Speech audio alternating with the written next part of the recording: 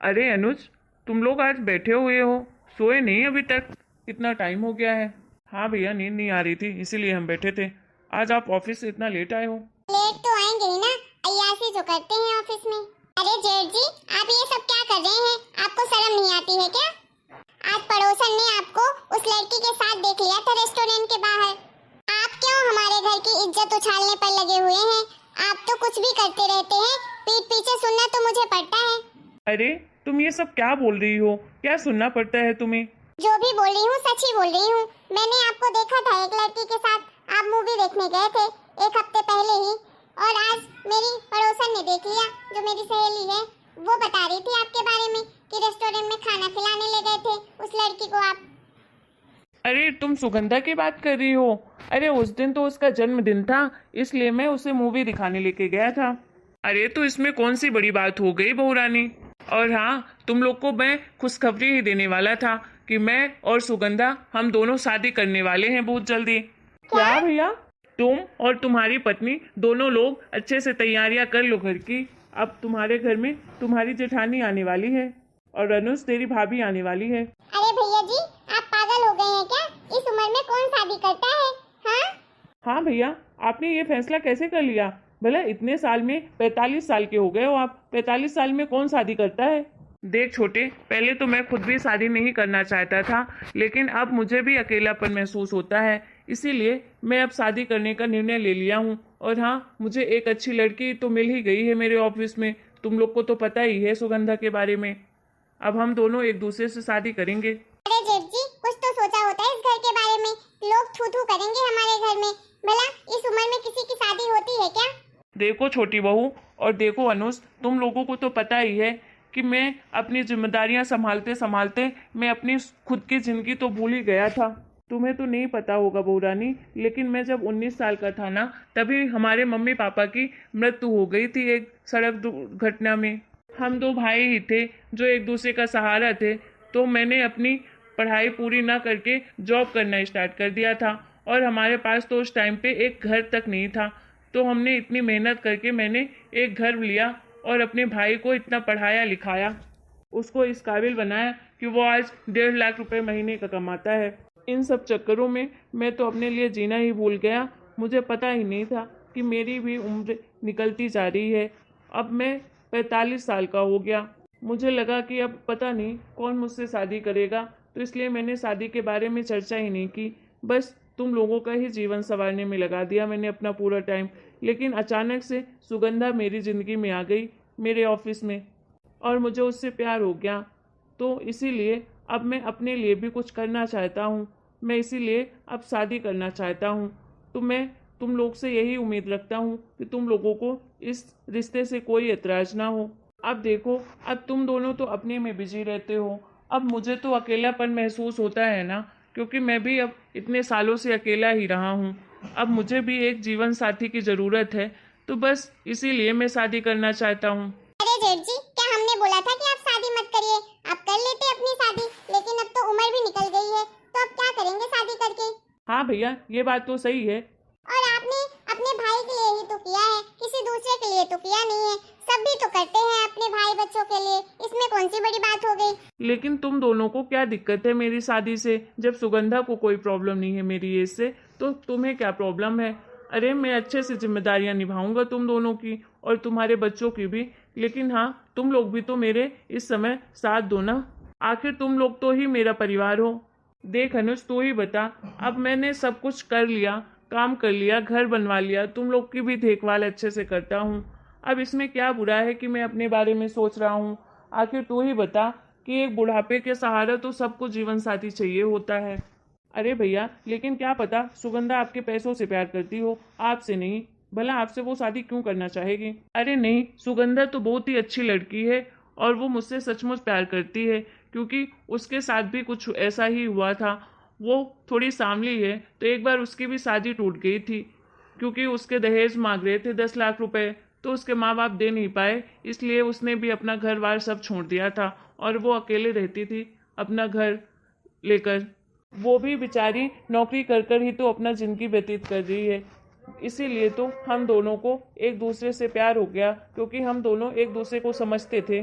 देखो, मैं बहुत सोच समझने के बाद ही आज तुम लोगों को ये बात बता रहा हूँ, क्योंकि दुनिया को तो पता है कि वो मुझे बस स्वार्थी ही कहेगी, क्योंकि आज मैं जो अपने लिए सोच रहा हूँ, लेकिन मुझे उनकी परवाह नहीं है। मुझे सिर्फ तुम दोनों से मतलब है। तो तुम दोनों बताओ, मेरा साथ दोगे ना? देखो छोटी बहू, तुम मुझे गलत मत समझो। मैंने तुमसे उस दिन भी कहा था कि मैं सुगंधा से शादी करना चाहता हूँ। अरे जेठ जी, बुढ़ापे में शादी करोगे, दुनिया ना आप पर थूकेगी। अरे आप सठिया गए हो क्या जेठ जी? आप ऑफिस में काम करने जाते हो या लड़कीबाजी करने जाते हो?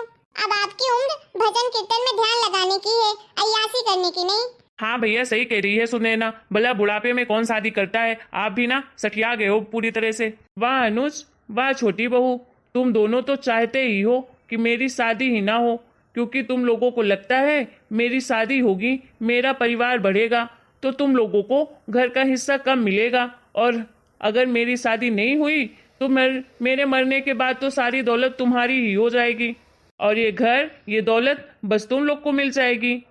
यही है ना तुम्हारी घटिया सोच? देखो, मैं तुम लोगों को सब जानता हूँ कि तुम्हारे मन में क्या चल रहा है, और मैंने तो उस दिन तुम दोनों की बातें भी सुन ली थी। मैंने सोचा चलो छोटे हैं तो हटा देता हूँ, इतना क्या सोचना है उस बारे में। लेकिन तुम मेरी खुशी की तुम लोगों को तो पड़ी ही नहीं है जरा सी। मैंने तो उस दिन तुम लोगों की बातें जब सुनी थी, जब तारा ने मुझे सुगंधा के साथ देखा था, रात को वह तुम्हें यही समझा रही थी ना, मुझे बड़ा अफसोस हुआ। मैंने जीवन भर तुम लोगों की खुशी के बारे में सोचा, अपनी सारी कमाई तुम लोगों पर लुटाई, ये घर बनवाया, इस घर में तुम लोगों को अपनी गृहस्थी बसाकर आराम से रहने दिया, फिर भी तुम लोग मेरे जीवन में खुशियों के चंद पल भी सहन नहीं कर पाते। वाह, क्या खूब रिश्तों का असली रंग दिखाया है तुम लोगों ने। मैंने तो कभी नहीं सोचा था कि मेरी खुशियां तुम लोगों की आंखों में चुभने लगेंगी। तुम लोगों से मैं उम्मीद भी कैसे कर सकता हूँ। देखा अनुज, तुम्हारे भाई के जलवे, कैसे उस लड़के ने इन पे जादू कर दिया है। कभी आज तक जेठ जी ने ऐसे हमसे बात नहीं की होगी, और आज देखो कैसे जवान चल रही है उनकी। ये बात तो तुम सही कह रही हो। अनुज और छोटी बहू, तुम दोनों से मुझे कुछ जरूरी बात करनी है। हाँ बोलिए भैया, क्या बात करनी है आपको? देखो, जब मुझे तुम लोगों की असलियत पता चली तो मुझे बड़ा दर्द हुआ, लेकिन रात भर में मैंने खुद को समझा लिया है। मैंने जो किया वह मेरा स्वभाव था, मेरा फर्ज था, मेरी एक जिम्मेदारी थी। मैंने अपनी तरफ से सब कुछ अच्छा किया है, लेकिन मुझे लोग गलत मिले तो इसमें मेरी कोई गलती नहीं है। मैं रात भर तो बस यही सोच रहा था कि काश कोई अपना होता तो मुझे भी आता मनाने, मुझे भी बोलता कि चल खाना खा ले, खाना नहीं खाया तूने। और तुम दोनों ने बस अपने बारे में सोचा, मेरे बारे में एक बार तुम लोग को ख्याल नहीं आया कि भैया ने खाना खाया है कि नहीं। अब मैं तुम लोगों से उम्मीद भी क्या करता, लेकिन फिर भी मैं तुम लोगों से गुस्सा नहीं हूँ। आखिर तू मेरा छोटा भाई है और ये तेरी पत्नी है, इसलिए मैं अपनी तरफ से तुम लोगों को माफ़ करता हूँ। मुझे तो लगा ही था कि कल तक तो इनकी अकल ठिकाने ही आ जाएगी, इसीलिए तो मैंने इनको अच्छे से सुनाया था। नहीं तो मुझे तो कल से घबराहट ही हो रही थी। पता नहीं नकुल भैया क्या करेंगे हमारे साथ। हम दोनों की तो सच्चाई इनके सामने आ गई थी। मुझे तो डर था कि कहीं भैया घर से बाहर ही ना निकाल दें, कुछ गलत ना कर दें। वो क्या है, मैंने तो तुम लोगों को माफ़ तो कर दिया, इससे मेरे मन को सुकून मिल गया।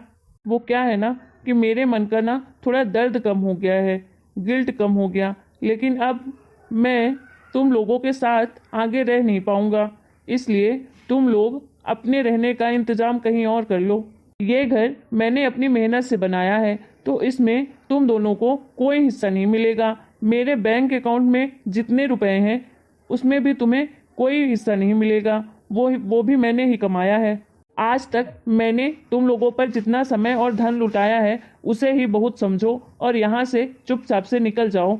चलो अब तुम लोग चले जाओ इस घर से, अब मैं भी ऑफिस के लिए निकल रहा हूँ। माफ़ करना मुझे अगर तुम्हें हमारी बात बुरी लगी हो तो। और एक बात बताना ही भूल गया मैं, अगले हफ्ते मैं मंदिर में सुगंधा के साथ शादी कर रहा हूँ, तो तुम लोगों को आने की ज़रूरत नहीं है वहाँ। बस मैं यही चाहता हूँ कि तुम लोग जल्द से जल्द ये घर खाली कर दो, ताकि मैं अपने नए जीवन की शुरुआत एक नए सिरे से कर सकूं। चलो अब मैं जाता हूं। चलो आज मैं सुगंधा को फाइनली बता ही देता हूं कि मैं तुम्हारे साथ शादी करने वाला हूं। वो तो बिल्कुल खुशी हो जाएगी आज मेरी ये बात सुनकर। अब ये हम घर खाली कर कर कहाँ जाएंगे, कहाँ रहेंगे? और बच्चों को कैसे पढ़ाएंगे लिखाएंगे। सारा किया धरा तो तुम्हारा ही है, अब भुगतो। चलो मैं कहीं रहने का इंतज़ाम करता हूँ, कोई किराए से घर लेता हूँ और बच्चों को सरकारी स्कूल में डाल दो, वहीं पढ़ेंगे, क्योंकि मेरी सैलरी से इतना कुछ तो होने वाला नहीं है कि सारा खर्चा ऐसो आराम मिले तुम लोगों को। पहले तो सारा खर्चा भैया उठाते थे, इसलिए हमें कोई टेंशन नहीं होती थी, और मुझे तो बिल्कुल ही नहीं, क्योंकि बच्चों की फीस, घर का खर्चा सब कुछ भैया ही देखते थे। लेकिन अब तो सारा कुछ मुझे ही करना पड़ेगा, और ये सब सिर्फ तुम्हारी वजह से हो रहा है। ये सब मुझे झेलना पड़ रहा है तुम्हारी वजह से। हाँ, ये बात तो तुम सही कह रहे हो। अभी तक तो हमें किसी चीज की टेंशन ही नहीं होती थी, ना तो राशन की ना ही किसी चीज की। हम तो बिल्कुल निश्चिंत रहते थे, सारा कुछ तो भैया ही संभाल लेते थे। लेकिन अब ये सब कैसे मैनेज करेंगे हम तुम दोनों। हमने तो कोई सेविंग भी नहीं की है, जितना आप कमाते थे सब उड़ा देते थे ऐसो आराम के चक्कर में। लेकिन अब क्या होगा हमारा। मैंने तो सब कुछ तुम्हारी वजह से खत्म कर दिया, अपनों पैरों में कुल्हाड़ी ही मार ली। मैंने अपना इतना प्यारा भाई खो दिया जो मुझसे इतना प्यार करता था। दोस्तों, अपना फर्ज निभाना बहुत अच्छी बात होती है, लेकिन खुद के बारे में भी ज़रूर सोचना चाहिए, क्योंकि आगे चलकर कब किस मोड़ पर कौन बदल जाए कोई कह नहीं सकता है। और हाँ, आप लोगों को हमारा ये वीडियो कैसा लगा कमेंट करके ज़रूर बताएं, और हमारे वीडियो को लाइक करें, शेयर करें और कमेंट भी करें, और हमारे चैनल को सब्सक्राइब भी करें।